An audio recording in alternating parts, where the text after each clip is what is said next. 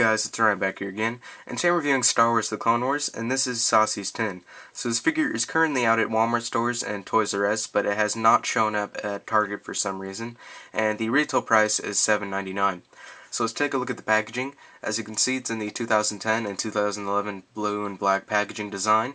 We also got a really nice render picture of Saesee Tiin on the right side there, and we also have the Star Wars The Clone Wars logo up on the top. On the back of the packaging, we have some of the Galactic card game details. Over down here on the bottom, we have some of the other figures from the wave, including the Stealth Operations Clone Trooper, Kit Fisto in cold weather gear, Serapos, and Captain Rex with jetpack. We also have the Clone Wars Adventures details, and then there's an actual product photo of Saesee Tiin right there, an actual screen capture from the Clone Wars series, and it says Clone Wars number 54, and there is a Jedi Academy logo up on the top there.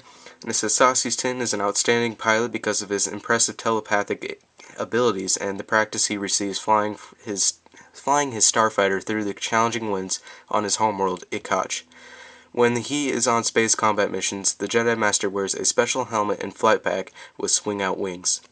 So that is the packaging. So let's take a look at this figure and all of his accessories and whatnot.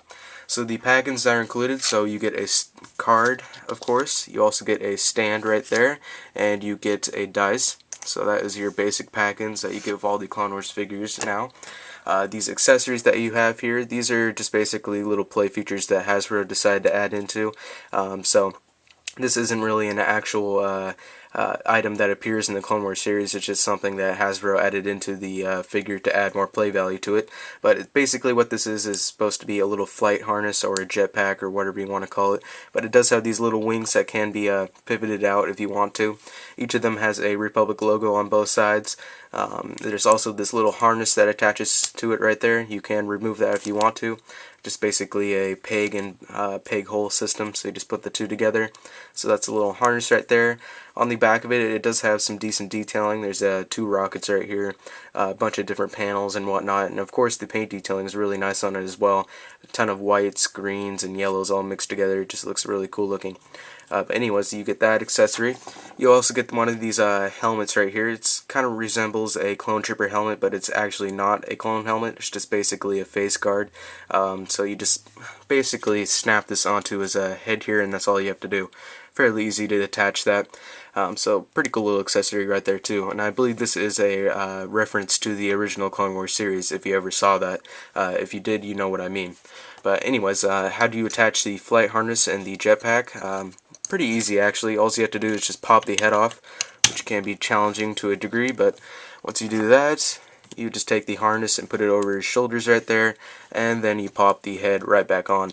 So that's how you get the little flight harness on there. It is a little challenging for him to stand up when he does have this flight harness on, so that is a little bit disappointing, but you know, oh well. So how do you get it off? Same way you got it on, just pop the head off, and there you go.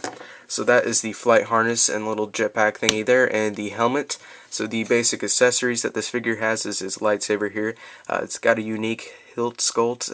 It does have silver for the hilt, but the blade is green for some reason. I believe it's supposed to be blue for this character, but I'm not exactly sure on that. But if it is green, I'm not really sure if it should be that or not. But if it is supposed to be blue, that is a major error on Hasbro's part. But if it's green, oh well.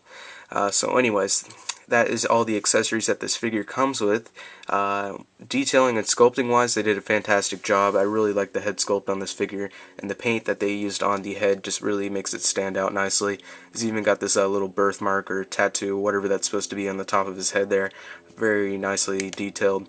His eyes pretty nicely detailed as well. What else? The torso here, nicely sculpted with your basic Jedi robe, and on his wrists here he does have clone armor for guards and has these little unique logos on both of them. Wrists also have clone armor onto them. The belt is nicely sculpted, got a pouch right there, and belt buckle, a little communicator type device right there. Back of the figure here, nothing really too special. Lower body, basic Jedi robe pretty much, got his boots and everything, so that's all the sculpting.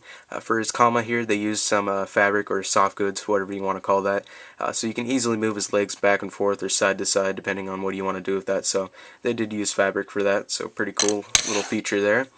What else? That's pretty much it for him. Articulation, he has a ball-jointed head, ball-hinged shoulders, ball-hinged elbows, swivel wrist, swivel waist, swivel hips, and ball-hinged knees. So unfortunately, he does not have any ankle articulation. That's the reason why I have him on a stand, because he doesn't really want to stand up. So that is disappointing, but you know, pretty much all the Jedis don't really have any ankle articulation. For some reason, Hasbro does that. But I think the reasoning for that is because they usually end up releasing the figure later on with more articulation, and then it's basically just to make more money off of it. But that is the Saesee Tiin figure. Would I recommend picking him up? I don't know, that's up to you. He is an interesting character, and since I collect all the Jedis from the Clone Wars line period, I am going to buy him, so you know, I'm pretty much a completist when it comes to the Clone Wars.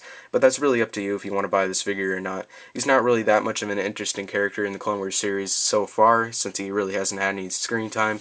But for the time being, you know, we've only seen him a little bit, and that's just really up to you if you want to buy him or not. In my opinion, he's actually a pretty decent figure, except the only problem I have is that his ankles, there is no articulation, and also maybe his lightsaber might be not the right color, but that's easy to just swap it out with an extra lightsaber if you have one. But anyways, that is the Saesee Tiin figure. Pretty cool in my opinion, and I would recommend picking him up if you're into the Jedi figures. So anyways, that's pretty much it. Hope you guys enjoy this review, and I'll see you all in the next video.